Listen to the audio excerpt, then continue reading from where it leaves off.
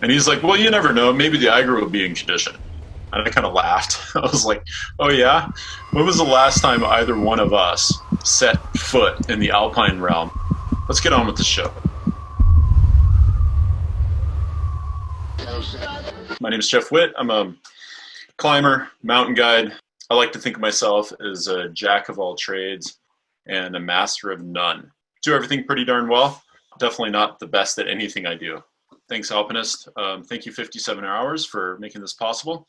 Let's get on with the show. So first of all, the Eiger North Face. And I'm sure many of the people watching the presentation this evening have an idea of, what the Eiger North Face stands for. It was considered kind of the last great challenge of the Alps, and in its era, kind of the end of the golden age of climbing in the Alps.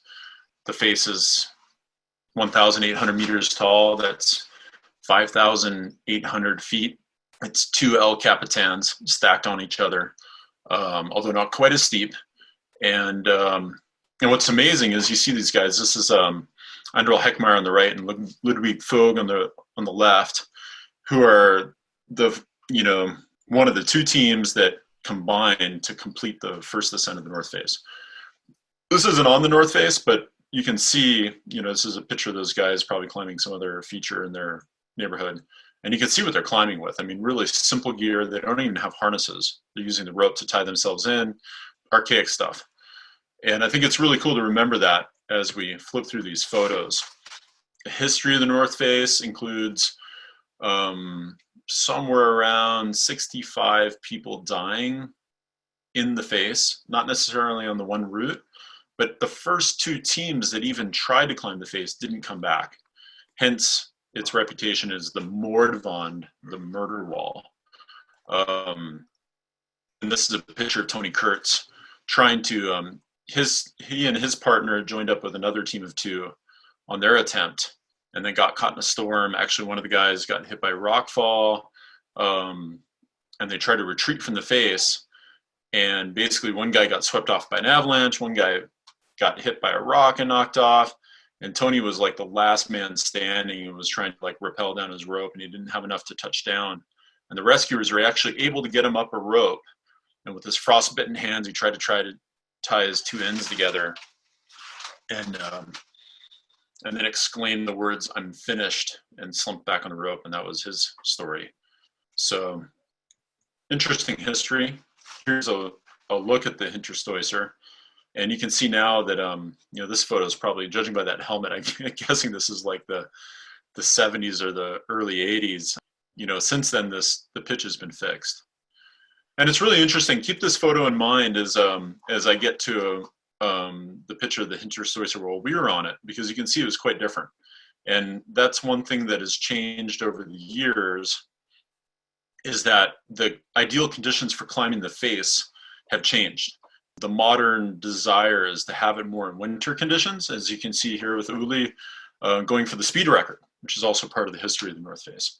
So Uli, before he passed, made the current speed record on the Eiger in 2 hours and 22 minutes, which is absolutely ridiculous.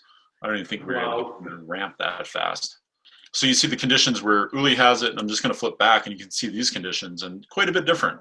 So you can also see how a little bit of snow might help the mountain be more climbable, especially in the modern era where it gets so dry that rockfall is a big issue. So the snow acts a little bit like a glue and kind of locks the face into place.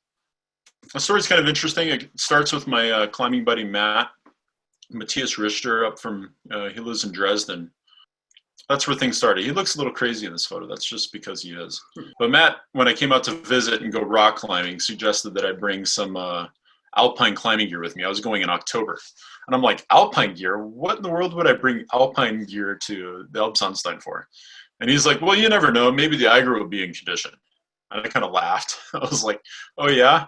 When was the last time either one of us set foot in the alpine realm? I'd been guiding in the Tetons all summer in approach shoes. And he works as a doctor. So his experience is in the alpine is probably getting an IV in place or something. I don't know. But I still brought the stuff. And amazingly enough, when I arrived, there was the Alps had been experiencing a a long high pressure system. And actually there'd been a fair bit of snow just before that. And so we were kind of wondering, well, are the conditions going to be good enough? The weather's clearly good enough. And we decided to just go. And so part of our plan includes driving down to Grindelwald. I think we started from Dresden at 4 o'clock in the morning. Showed up in the afternoon with just enough time to buy a couple of gas canisters, some food from the store, and hop on the train and ride up to Kleine Scheidegg. And that's kind of how things kicked off. And while we were on the train, we got this view of the North Face. And I got to admit, when we first set eyes on it, we were like, uh-oh, because it looks awfully snowy. We were not expecting it to be so wintry looking. So this was what we were looking at as we're riding up the train with all our gear packed. And of course we could turn around, but that's what we came for. And you can see we're probably scratching our heads a little bit, but at this point, nothing to do but walk over there and find out. Here's an overview of the route. I borrowed this from someone online. Hopefully they don't mind me using it for the show. But basically this is a great, probably one of the better just brief descriptions of how the route goes. So keep in mind, hopefully you can see my cursor here, that from bottom to top, we're talking about almost 2,000 meters. It's 1,800 meters, just under 6,000 feet. Obviously, if you look at the snow at the bottom part, it's fairly low angle, but then things are getting pretty steep in here. And you can see that the face is kind of concave and gets quite steep at the top. So that's what you're looking at. And then there's a couple of features. The first pillar here, which you kind of climb past as you go up. The shattered pillar, we actually climbed right up the edge of that while we climbed the route.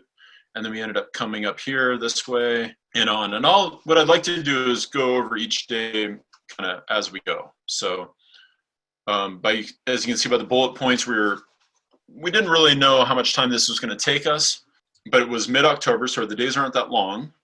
Obviously winter conditions, you guys saw that image. And admittedly, like, what kind of on-site strategy would we want to apply to this? And basically we started talking about it in the car while we were driving out, and I was like, man, I can't imagine like sleeping in Kleine Scheidegg, not sleeping that night, getting up at 3 in the morning, finding our way to the base of the wall in the dark, trying to find the start of the route and get up it until first light, potentially getting lost and bring time, and it creates a little bit of anxiety. And so one idea that I had while we were driving was like, well, what if we just start in the afternoon when we get there and just find get up like the first part of the route, find our way on the face, spend the night, go from there. And Matt was on board. So that's kind of how it worked out. So our day one is actually like 2 hours in the afternoon, climbing up past the first pillar, the shattered pillar, and then trying to find a bivouac somewhere. And Matt usually is on board. He's German, so he's pretty happy not to spend the extra $100 at the hostel. And of course, you're paying for bed and breakfast, and you don't get the breakfast because you're leaving so early. I think for me, it was just a way to maybe tackle the anxiety of getting on was one of the bigger routes that we've done together. So yeah, kind of a different strategy, and let's see how it plays out. So the one cool thing is here we are in the afternoon walking up to the base of the face. No problem finding the route. Here you can see I'm putting my helmet on for the obvious reasons. You can see all the rocks laying around. But what you can probably also see from this image, a good takeaway is like the really nice weather. It's actually just above freezing at this, this elevation. In fact, I think right here you can even see that there's a little bit of ice. So it's just hanging around freezing. And here we are starting up the face, everything's in our packs. We haven't put the rope on yet because it's some pretty easy scrambling. And I think it's fair to say, like, if you're not comfortable scrambling up this terrain, it's probably not the face for you, because this is the place where you really want to make up some time and just kind of get the ground under your belt and behind you. First difficulties that we found were right beside the shattered pillar here. So we threw the rope on, started going up some rocks here. And this image I really like because it gives you a taste for the rock. So take a look at the rock and you kind of notice it's sedimentary it's limestone, which is a sedimentary rock. This particular rock, it's not as beautifully compact as it is in the Verdon Gorge. It's quite broken from the freezing and the thawing. And actually it's challenging to protect. It's hard to get gear into. So that's another kind of aspect of this climb to keep in mind, is the compact nature of the rock and the fact that it is a little tricky to climb on. Kind of another cool aspect is, you end up using a lot of in situ or in place anchors. And this one's my favorite because it's like new meets old. You got a beautiful, brand new. I mean, it's a Perlon rope. It's got a sheath on it, but yeah, that's some. And what's cool is like I had no issue clipping that and continuing on. First of all, the climbing probably wasn't that hard there, but at the other side, it's like it's all locked into place with ice anyway, right? So it's kind of funny. I smiled when we went by that one. I didn't smile at all the acres though. So now we've been climbing for probably an hour and a half. As you can see, the sun's starting to shine on the face. We're in the snow now, so we put our crampons on. And that's probably one thing we didn't anticipate is the fact that we'd be putting our crampons on so early on the route and actually wouldn't take them off again until we were back down to the valley.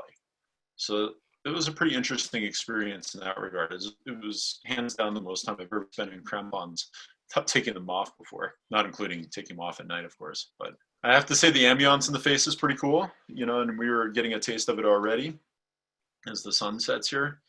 2 hours into our climb, we're like, well, let's find a place to spend the night. And I'll pull my cursor out here. And if you look at these ledges, you don't really see any good ledges to lay down on, do you?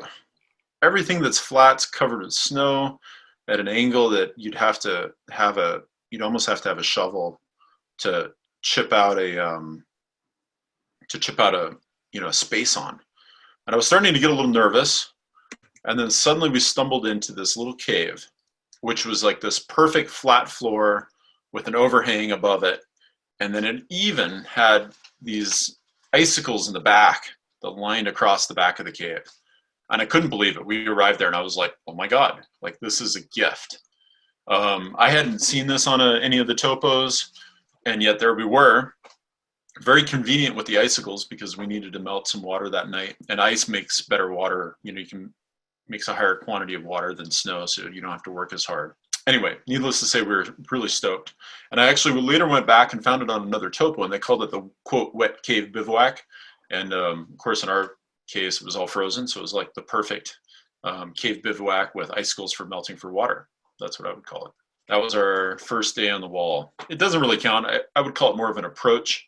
The advantage of this idea of starting the evening before was that if you watch my cursor, if we didn't spend the night here, then we would have been looking at going to the Death Bivouac here on the first day, which surely we could cover that in a day, but I doubt we would have made the Traverse of the Gods Bivouac, which is the next one here.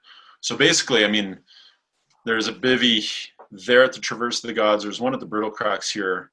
We have another at the Death Bivouac.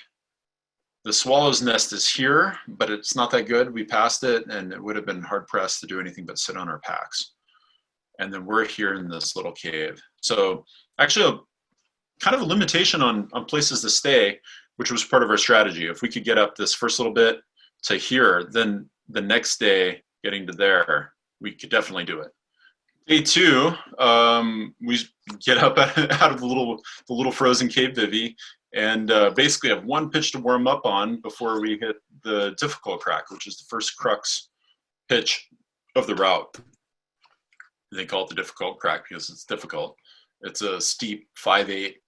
This, you really see most of it right there. Got some crack, it's a little bit of a corner, some broken rock, and you can see we got the crampons on, and I did pull my gloves off, jammed them into my jacket, and tackling this on. And I have to say it was a lovely pitch. It protected pretty well, climbed really nicely in crampons. I was really psyched to get this one done and kind of see that, yeah, we belong here. Like, this isn't over our heads. We know what we're doing. And what's cool about this photo is you can see all the crampon marks from the previous travelers. So if you're ever trying to find a route in the Alps, an alpine route in the Alps, look for the crampon scratches. That'll help you find your way. So after the difficult crack, that brings you up to under the big red wall on the upper right side of the Eiger, which is called the Rote Flue. And so it's kind of a landmark. You kind of climb up underneath that until you can't go any further, and then you hang a left and traverse over, and you should be at the Hinterstoicer. So that's what we're doing here. And as you can see, like you can even see that there's some ice under the snow. The snow is pretty compact, really fine conditions. And actually, perhaps this image does it even more justice to demonstrate just how good the conditions were on the face. At this point, we were so stoked. We were swinging our tools in perfect neve, frozen snow, you know, to the point where they're like squeaking when you pull them out. So once you get your ice tools in there, there's no way you're going to come out of them, which is nice because you can't really protect this kind of terrain. You could drive a picket into it, I suppose, but you can't get an ice screw because there's not enough ice and the snow's not dense enough to really protect. So we're pretty happy that it's in the condition it's in. The other thing we're really happy about is the weather is phenomenal. This layer of clouds and the valley floor is pretty idyllic, scenic, if you will. The Alps had 2 meters of snow in the end of September, and then they had 2 weeks of high pressure, like clear, kind of just autumn weather, you know. And what that meant at 3,000 to 4,000 meters is the, you know, a little bit of freezing and thawing, but not that much, and all that snow just condensed into perfect neve, firm snow. So it wasn't so cold that it stayed powdery, but it wasn't so warm that it melted off. And we just happened to show up and, like, I guess, get lucky and got up there. And I mean, once we were on the face, we just realized that, you know, we probably had like conditions that come around once every 5 or 10 years. I'm pretty happy about that. You know, it's kind of optional if you want to grab the line or not. I think we probably, both of us, pulled on the rope in a couple spots and definitely like clipped the gear as along the way. But it was actually, you know, for the pitch with so much reputation, not too bad because it's fixed. It kind of, it almost, my tongue turns it into a little bit of a via ferrata. But yeah, we scooted around the corner. And right around the corner after the Hinterstoicer is where the swallow's nest is. And I don't have a photo of that, but it's a little pedestal, probably the size of a coffee table, where one of the first teams, I think the Sadelmeyer brothers, spent the night. I couldn't even imagine staying there in the conditions we saw it in. It's like hardly a place to sit. So we just kept rolling around the corner, and lo and behold, the ice hose, kind of a notorious ice pitch, which actually, if you look at it, if you're an ice climber, you look at that, it looks pretty easy. I hope you're nodding your head. Should be. But remember, when they did this in the 30s, when the first ascents were coming, they didn't even have front points on their crampons. And all they carried was like a big, you know, mountaineering axe, traditional, with a little straight nose on it and an adze. And for those guys, this must have been terrifying, especially if you imagine it not being snow, but ice, like you would find in the summer conditions back in the day. Quite a feat, actually, for back in the day, and in modern times with good boots, and, you know, I'm running with like monopoint crampons and ice tools. Yeah, piece of cake. I think I put a few screws in this and we sound climbed it. But, you know, something to keep in mind. And if you go back to Hara's book, he's got some pictures of that ice hose, and it looks terrible. It looks quite difficult. So after the ice hose, we pull onto the second ice field, and also at this point hit kind of a stairway. You know, it's kind of incredible. You can see all the tracks in it. And it was like, oh my goodness, it's been getting climbed. And in fact, we'd actually seen another party that caught up with us just as we left our bivouac. They started in the morning using the other plan. I think their intent was to try to do it in a day. And so we saw 1 or 2 parties on the route as well, although it really felt like we had it to ourselves at this point. Yeah, I'll let the photo speak for itself. Beautiful ambiance, wow. Perfect conditions. The Wetterhorn in the back here, I actually still need to go climb this mountain. It's a real pretty one. Spindrift avalanche, that's not water, that's snow. And you can just kind of get a taste of the ambiance of the place. So we're kind of cruising up. We're moving together on the rope, not really getting much protection. One could ask why so much rope, or why use it at all, but if anything, it just helps you transition into the next pitch. So basically, in fact, which reminds me, here you can see the British pair that passed us in the morning, and they're going up right through this little mix section. And then, so you can see we're going to traverse across, go through this mixed bit. Right here is the Death Bivouac, and then you have the ramp. At the end of this day, we'll get back to the face, and I'll kind of re-describe the route to you so you can see where we've been and where we're going. But in this photo, I can pretty much promise you that there's no gear in between us because we're just on snow, and we didn't bring pickets. If we brought pickets, we could hammer them into the snow and clip the rope off to it. But honestly, they're quite heavy, and it would be quite time consuming to beat one in and then, 40 meters later, pull it out. And then you'd have to carry enough where you actually made some progress, or else you'd have to switch the end of the rope. So we're not doing that here. We're actually pretty comfortable just moving up, the tracks and getting, there's good snow. We're getting good purchase, so we don't feel like we're threatened now. But as we get up into the ramp, which is this section up here, we actually move together for a little bit, and we're on rock, and it's quite a bit more exposed. And so we're trying to get some gear in between us, clip off some pitons, whatever. And the whole idea is that in case someone slips off, that there is something between us that can catch us with a rope. In my best practices book, I would say if you're moving together on the rope, should have 3 pieces of gear in between you.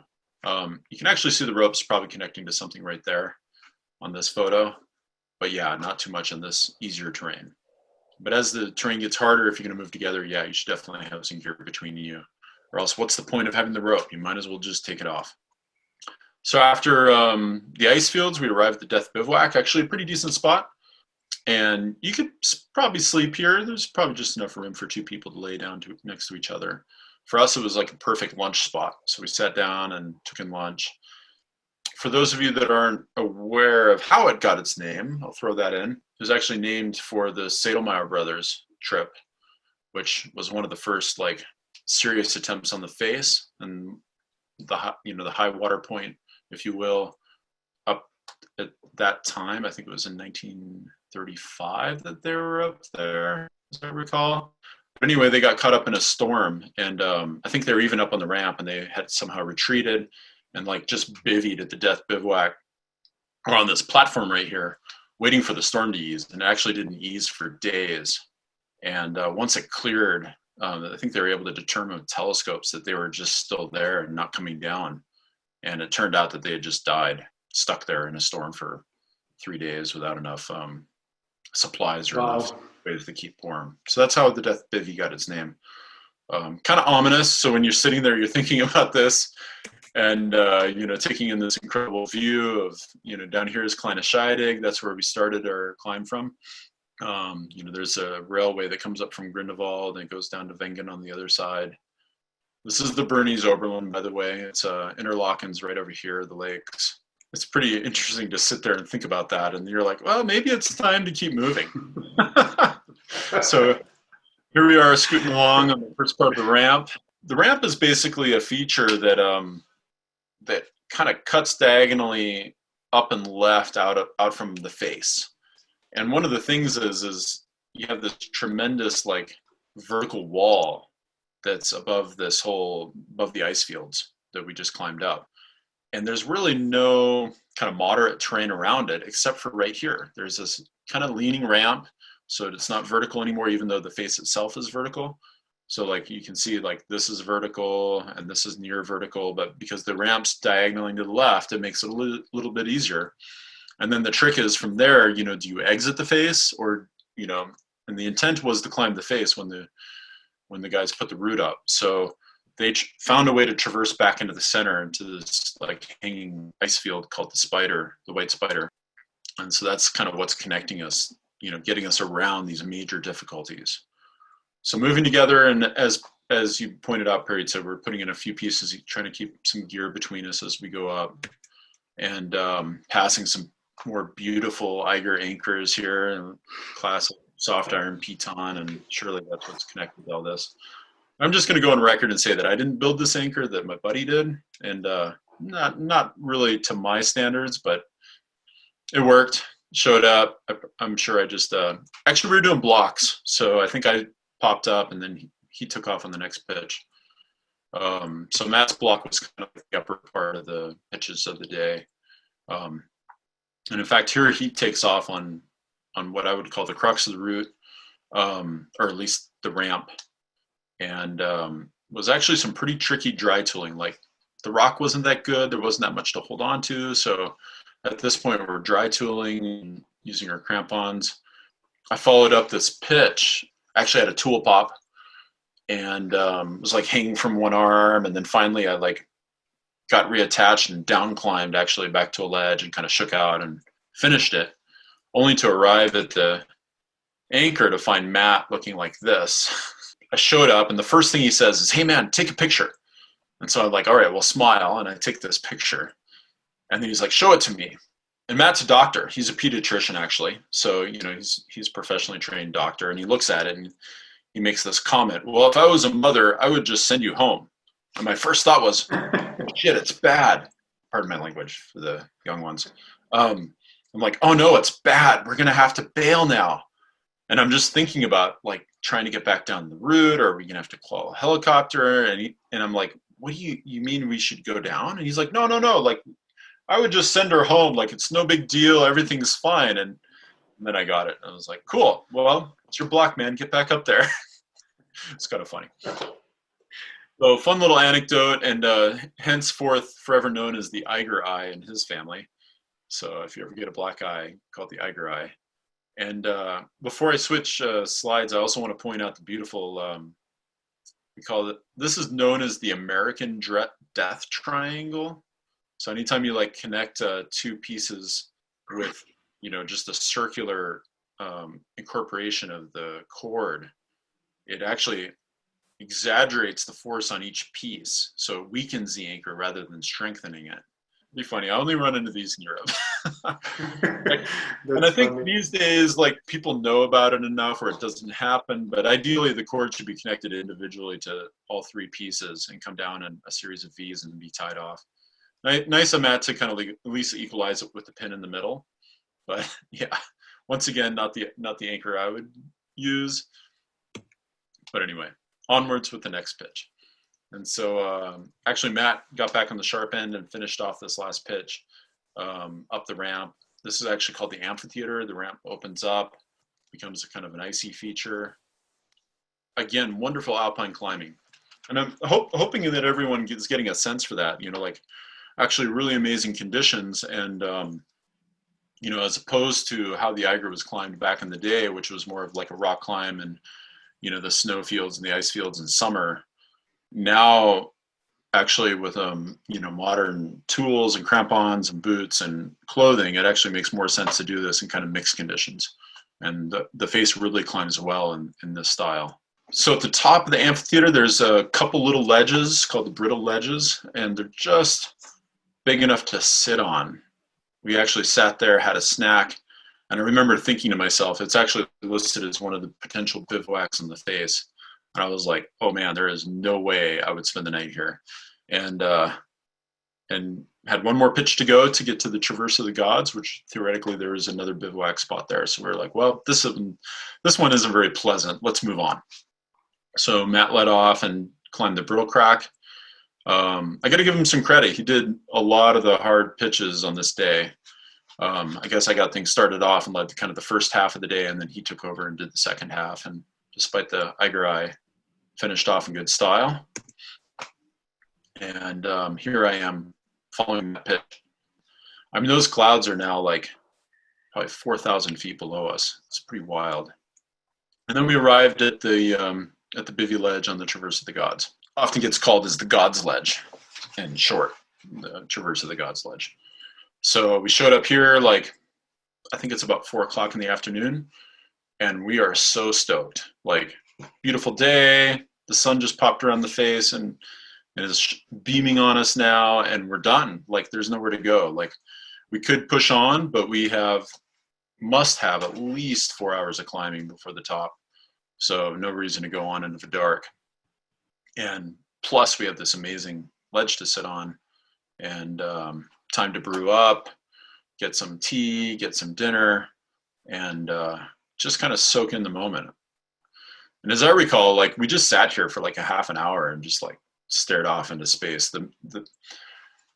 You know, for those of you that aren't familiar with the topography of the Alps, the Eiger is like one of the last big peaks on the northern part of Switzerland, or the center part of Switzerland. Further north of that, there's really not much left. And so we're on the north face, we're looking north, and all we see is this like layer of clouds and the expanse of northern Europe in front of us. It was pretty breathtaking. just a look around from our little spot here. You can see the steps here leading off. The Traverse of the Gods is passing through a cliff band over here, which leads us into the White Spider. And yeah, so we're brewing up, watching the sunset, enjoying the evening. And I'll just go on record and say, like, definitely the most spectacular bivvy I've ever had in my life. Like, amazing position, iconic place. You know, like, we've read stories about people that have shivered there, eating sugar cubes. You know, so cool to finally arrive there yourself and just like soak it in. Well, the Bivvy Ledge looks like it was about 2.5 feet wide and about, oh, I don't know, 11 feet long. I know it wasn't 12 feet because I had my feet in Matt's ear for the night. It wasn't quite long enough for us to stagger, and we're both about 6 feet tall. And as I recall, I even used the pot as a pillow that night to just enough space. We're clipped in. You can see this tether here. So I'm tethered into the anchor. I tend to pull my harness off at night because I don't like to sleep in it, but you know, you might sleep in your harnesses or at least wrap a sling around your waist or something. Yeah, I'll go back to this photo. I didn't really do a good rundown before we started. So just to show you where we are, we're right here on the Traverse of the Gods ledge. And so what we succeeded to do is the first afternoon, climb up to kind of right here, this spot, to that cave.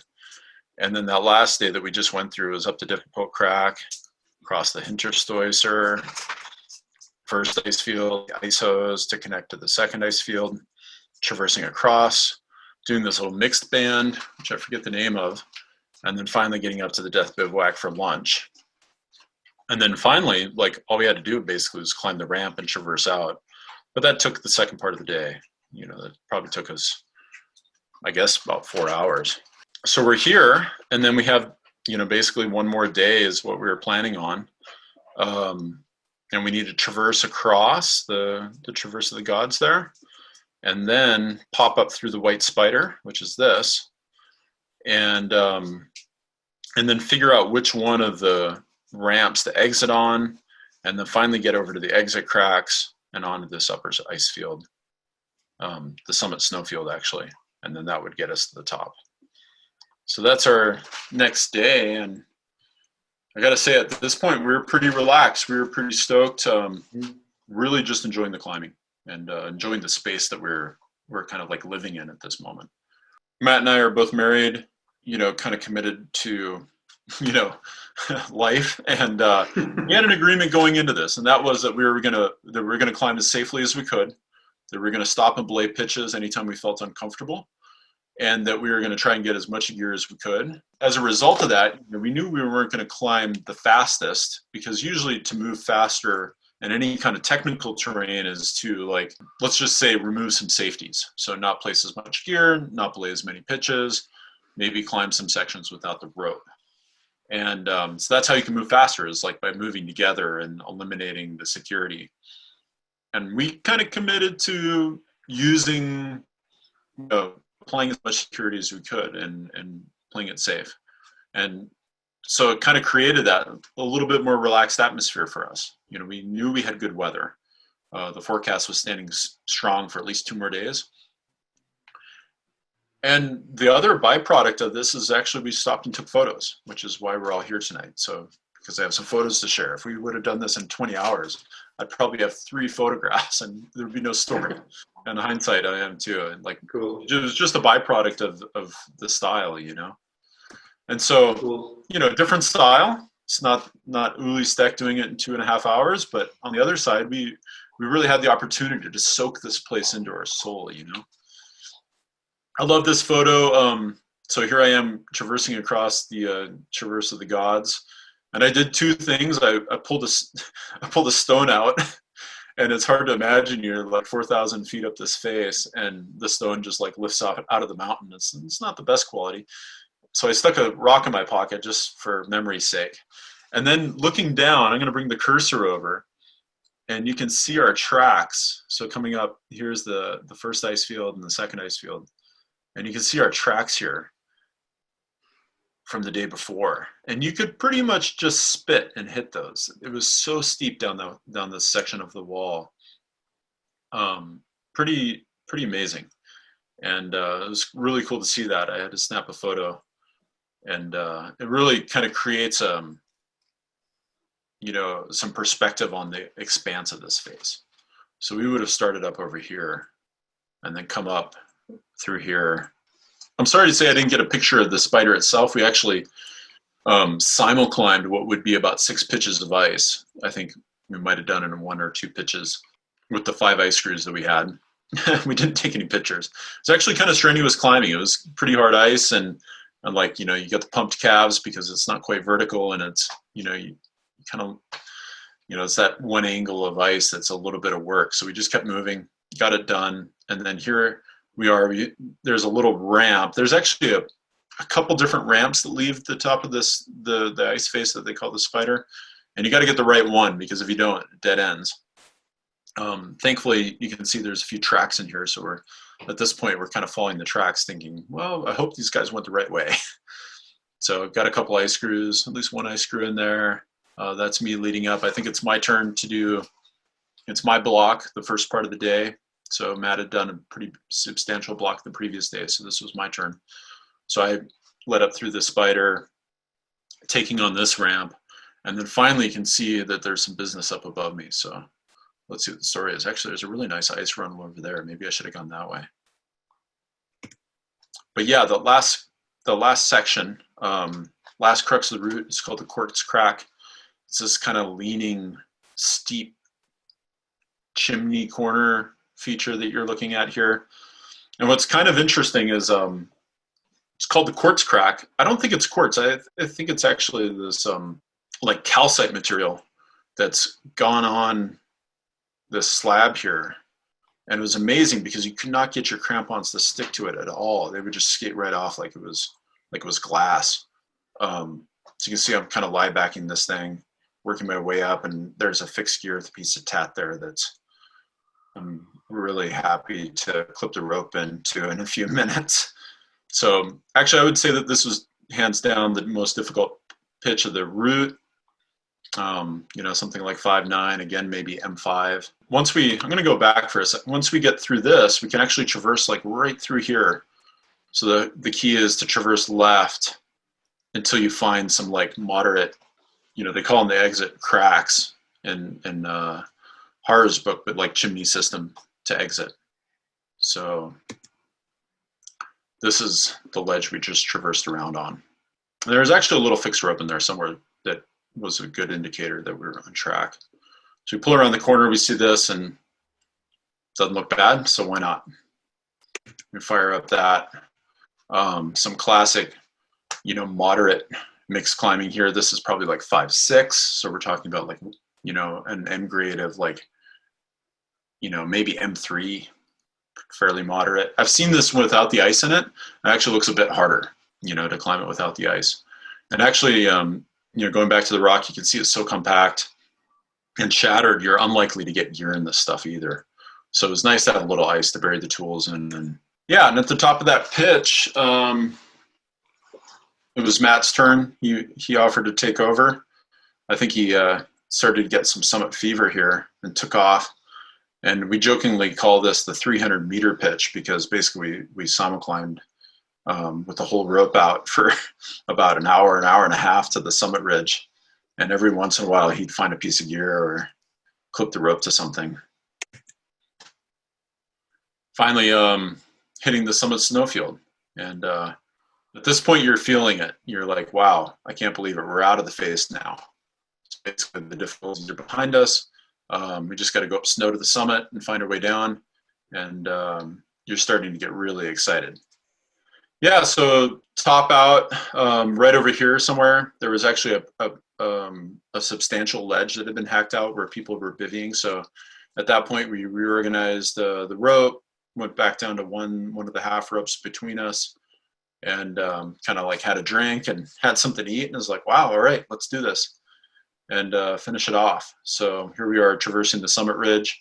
This is actually the top of the Middle-Eggy Ridge. So anyone that thinks that this is like a really cool place, but doesn't want to climb the North Face of the Eiger to get there, climb the Middle-Eggy Ridge on the Eiger. It's a classic route. It's something akin to the Exum Ridge on the Grand Teton, or maybe the Hernley Ridge on the Matterhorn. Not super difficult, like 5.6, 5.7. And then you get to finish off by traversing this cool knife edge snow ridge. So highly recommend the experience in a more moderate setting as well. But for us, we were stoked to be standing up here, taking in the view of the Oberland, the high peaks of the Oberland, the Finster Ahorn, and some of the others here. This is this is actually part of the largest glacier system in the Alps. It joins at Concordia Platz to the Lech Glacier, and then runs out another like 10 or 15 miles into the plains. And what we have in front of us is just the last little bit of summit ridge here. This is also the Munch over here. And the Munch is also known as the monk, or that's the translation from the Swiss German is the monk. And for those of you that don't know, the Eiger is actually the ogre. So we're looking on the ogre, we're looking at the monk.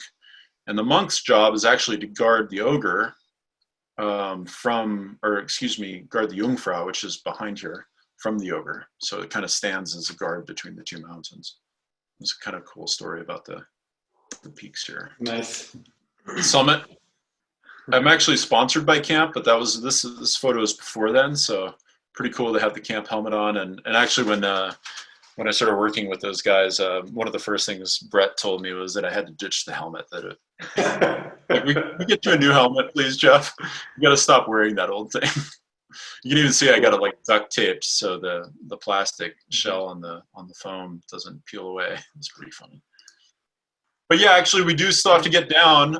What's cool is that we have really nice conditions.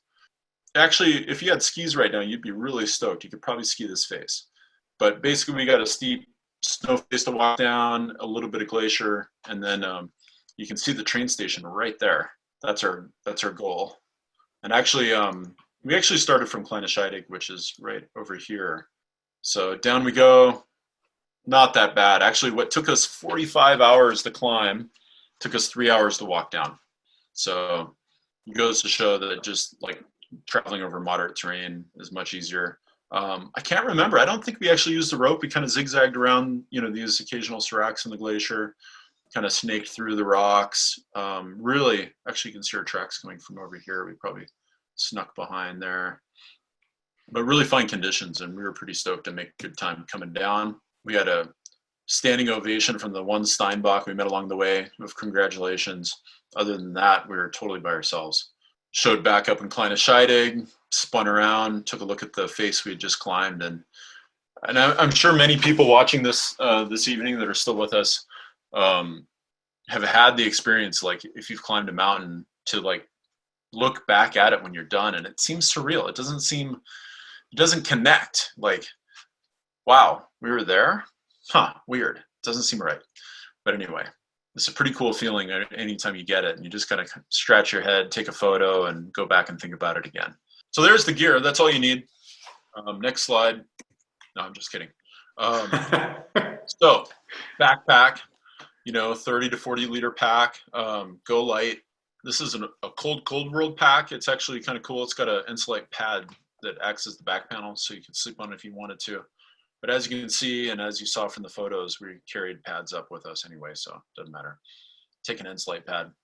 The ice tools, the crampons, and the winter climbing boots, you're pretty much going to be wearing them the whole time. So yeah, I recommend just a standard pair of like winter mountaineering boots, especially for the mixed conditions.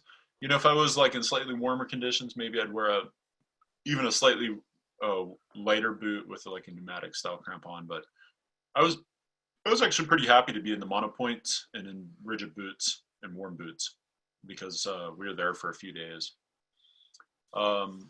We were definitely like trying to stay light. I took a 0 degrees Celsius, a 30-degree sleeping bag, and overnight temps are probably down around 25 degrees. So right in there, but not exactly what I would call comfortable, just warm enough to be comfortable. Titanium pot, lightweight stove, like a MSR pocket rocket.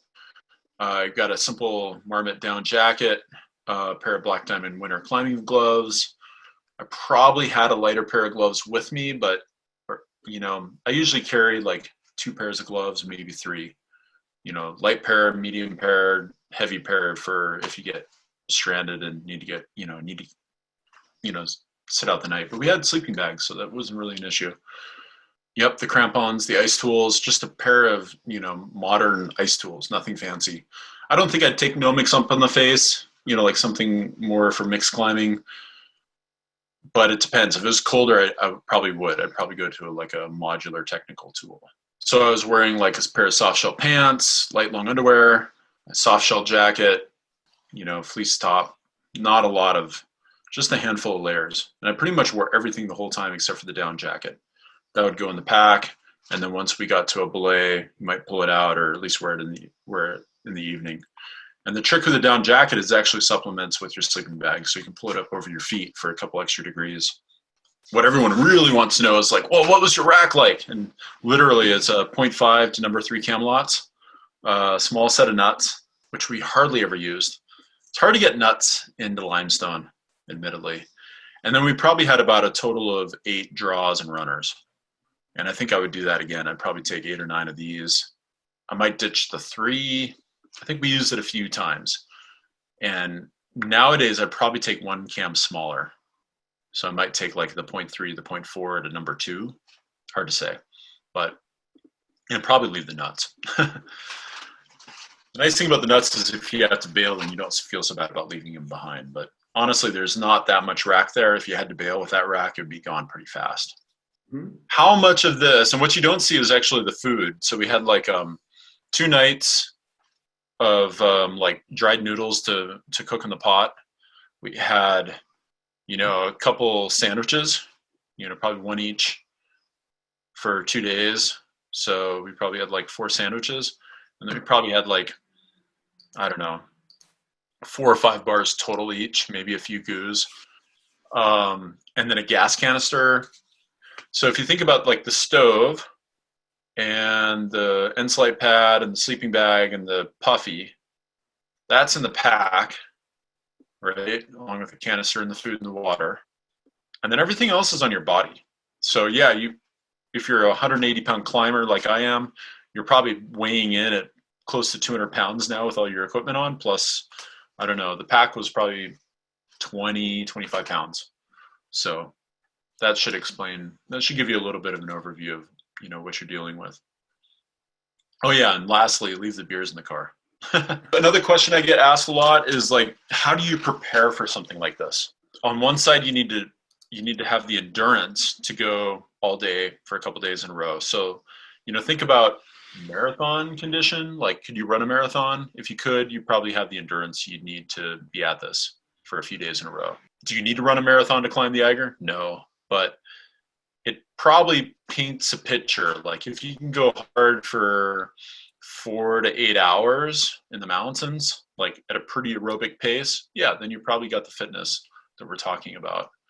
And then on the other side is to have the strength, the climbing ability to move through the terrain comfortably. And that's the other main part of what I would say, the training. Neither one of us actually trained specifically for this, but I actually was training for a marathon when we climbed the face. So it just happened to be a marathon condition. And it helped for sure to have that level of aerobic fitness. From a climbing perspective, I would say importantly is to be able to move over. You can read the bullet points, but you should be able to climb 5'8" in your boots. Like no question about it. If you can't climb 5'8" in your boots, you're probably not at the technical level that you want to be at for the Eiger, because ultimately you're going to be climbing 5'8" in your boots pretty regularly. I think there's like 5 or 6 pitches that are that level. So 5'8", 5B French or UIA 5. Or for those of us joining us for the UK today, that would be a very severe.